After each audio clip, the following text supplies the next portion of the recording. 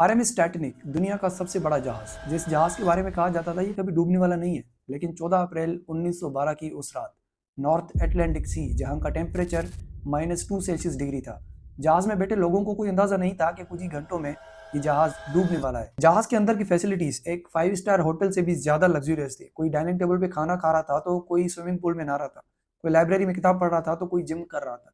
सब लोग इंजॉय कर रहे थे और इसी दौरान ये जहाज एक बहुत बड़े बर्फ के पहाड़ से, एक आइसबर्ग से टकराता है।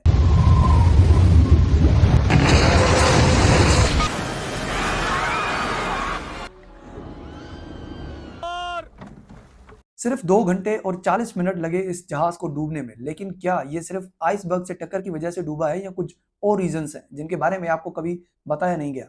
आज हम खोलेंगे टाइटैनिक की मिस्ट्री के सारे राज। तब तक चैनल को सब्सक्राइब मत कीजिएगा जब तक आपको ये पूरा वीडियो समझ में ना आए। अर्ली 90s में सी ट्रांसपोर्ट हाईली प्रॉफिटेबल और कॉम्पिटिटिव था, तो उस वक्त की जो कंपनीज थी वो एक से एक बढ़ के अच्छे जहाज बनाती थी।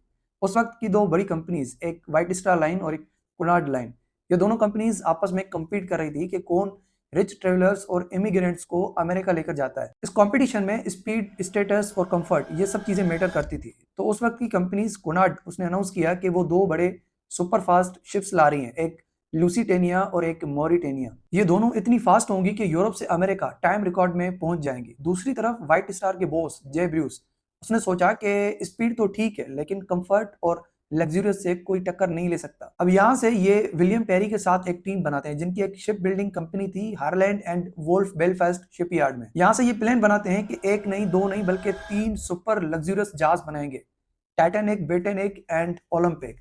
ये जहाज इतने रॉयल और लग्जरियस होंगे कि दुनिया हैरान रह जाएगी। 31 मार्च 1909 टाइटैनिक की बेस स्ट्रक्चर रखी जाती है और ओलंपिक ऑलरेडी कंस्ट्रक्शन में थी। दोनों शिप्स साइड बाय साइड बन रही थी।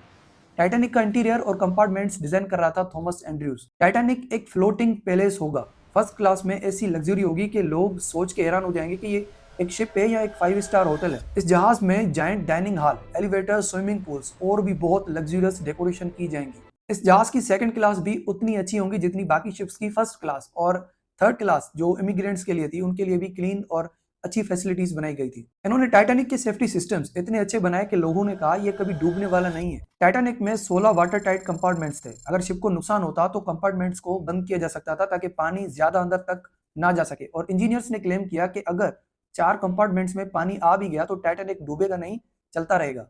एनीवे, ये जहाज अब बिल्कुल तैयार हो गया। अपने टाइम का सबसे बड़ा और लग्जरियस जहाज आरएमएस टाइटैनिक 10 अप्रैल 1912 को अपना पहला सफर शुरू करता है।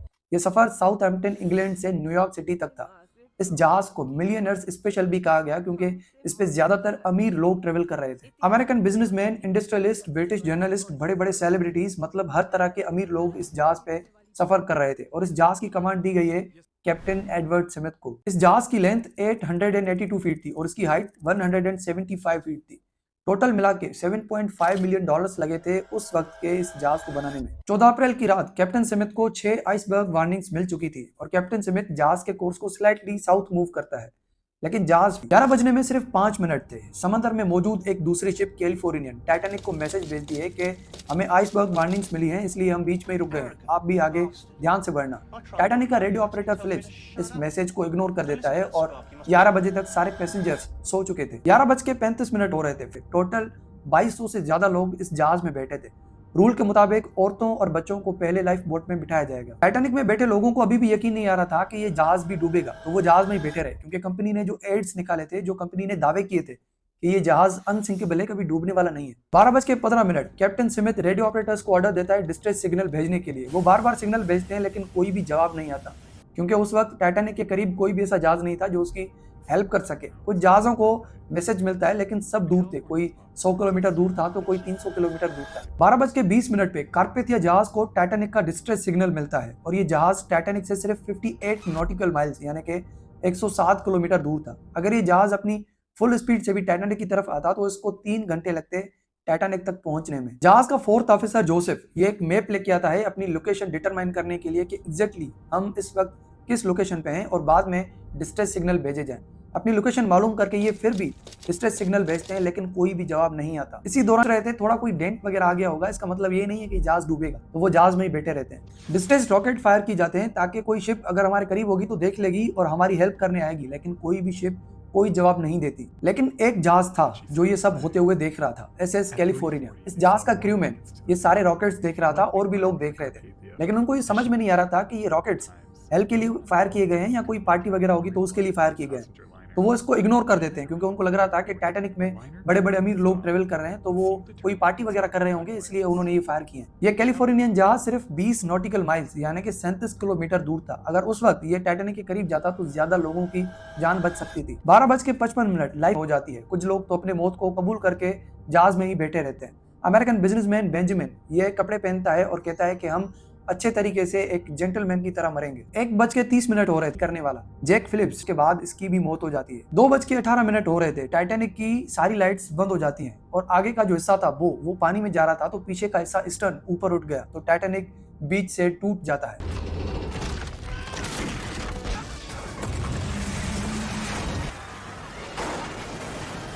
पहले आगे का हिस्सा डूब जाता है और फिर पीछे का हिस्सा स्टर्न भी समंदर में डूब जाता है। 2:20 ये अनसिंकेबल टाइटैनिक पानी के अंदर गायब हो जाता है। लोग अभी पानी में तैर रहे थे और हेल्प के लिए बुला रहे थे।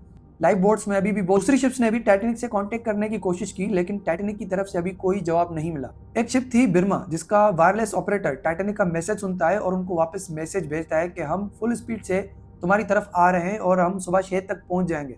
उम्मीद है कि आप ठीक होंगे, लेकिन तब तक टाइटैनिक तो डूब चुकी थी। रात के 3:30 हो रहे थे। कारपेथिया जहाज टाइटैनिक के डूबने वाले एरिया में पहुंच जाता है और वो डिस्ट्रेस रॉकेट फायर करते हैं ताकि जो लाइफ बोट्स हैं वो उन्हें देख सकें। तो 4:10 ड्यूस व्हाइट स्टार लाइन का चेयरमैन ये कंपनी को बताता है कि बहुत अफसोस से बताना पड़ रहा है कि टाइटैनिक एक आइसबर्ग से टकराकर डूब गया है और बहुत लोग मर गए हैं। कैलिफोर्निया जहाज को सुबह 5:30 पे ये न्यूज मिलती है कि टाइटैनिक डूब गया है, तो वो फौरन उस जगह पे पहुंच जाते हैं और घंटों तक सर्च करते हैं, लेकिन उनको कोई भी बॉडी वहां नहीं मिलती, सिर्फ जैकेट्स मिलती है। सुबह 9 बजने में सिर्फ 10 मिनट थे। कारपेथिया जहाज 705 सर्वाइवर्स को लेकर न्यूयॉर्क के लिए निकलता है और बाकी 1500 लोग समंदर में खो जाते हैं। जब ये जहाज 15 अप्रैल को पहुंचता है पोर्ट पे, तो हजारों लोग इंतजार कर रहे थे ये झलक देखने के लिए और कुछ अपने प्यारों की तलाश के लिए। इस बड़े हादसे के बाद यूएस और ब्रिटेन इन दोनों ने इंक्वायरीज की। यूएस इंक्वायरी बहुत ही स्ट्रिक्ट थी। उन्होंने पाया कि लाइफ बोट को यूज करने की सही से ट्रेनिंग ही नहीं दी गई थी, इसलिए इवैक्यूएशन में बहुत ही गड़बड़ हुई है। सबसे बड़ी कमी थी लाइफ बोट्स की। जहाज में 2200 से ज्यादा लोग बैठे हुए थे और सिर्फ 20 लाइफ बोट्स ही मौजूद थे। और इस ट्रेजेडी का सबसे बड़ा जो रिजल्ट हुआ है वो मैरीटाइम सेफ्टी के रूल्स हमेशा के लिए बदल गए। इसके बाद सेफ्टी ऑफ लाइफ इन सी 16 एक कानून बनाया गया, जिस कानून ने ये जरूरी कर दिया कि शिप में मौजूद हर पैसेंजर के लिए लाइफ बोट होना जरूरी है। ड्रिल्स होनी चाहिए और शिप डिजाइन में इंप्रूवमेंट्स होनी चाहिए, जिससे डबल हल होना जरूरी है। 1912 के रेडियो एक्ट ने 24 आवर्स रेडियो सिस्टम को मैंडेटरी कर लिया। टाइटैनिक डूबी, लेकिन इसकी वजह से आज हजारों लोगों की जान बच पाई है। जर्नलिस्ट सेनान मलोनी ने यह क्लेम किया कि डिजास्टर की एक वजह कोल फायर थी जो उसके बंकर में लगी हुई थी। जब ये जहाज अपना सफर शुरू करता है तो उस टाइम से ये शुरू से ही उसमें लगी हुई थी। नई मिली हुई फोटोज में टाइटैनिक के हल पे ठीक उस जगह के पास जहां आइसबर्ग टकराया एक 30 फुट का ब्लैक स्ट्रीक दिखता है। नेवल एक्सपर्ट्स ने इस स्ट्रीक को फायर से निकली गर्मी का निशाना माना है। क्योंकि टाइटैनिक में सिंगल स्किल हल था, कोल बंकर की आग की हीट ने सीधे हल की स्किन तक ट्रांसफर होकर उस स्टील को बहुत कमजोर कर दिया होगा। टाइटैनिक की कहानी सिर्फ आइसबर्ग और स्टील की नहीं थी, ये 1912 के अमीर और गरीब का फर्क, सोशल इनइक्वालिटी का एक दर्दनाक एग्जाम्पल था।